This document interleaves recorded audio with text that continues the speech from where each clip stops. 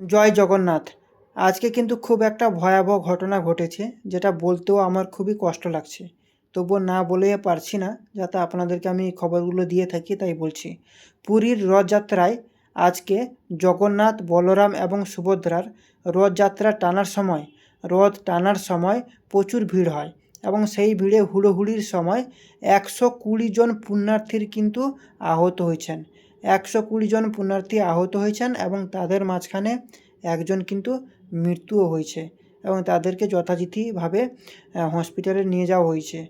এই খবরটা আমি আপনাদের সামনে জানালাম আজকে এই শুভ দিনে, এই আনন্দ উৎসবের সময়।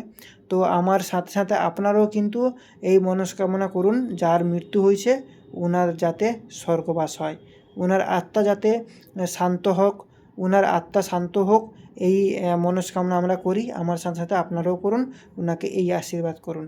এইটা আমার বলা ছিল। কী বলবেন আপনারা? কমেন্ট সেকশনে অবশ্যই কমেন্ট করে জানাবেন।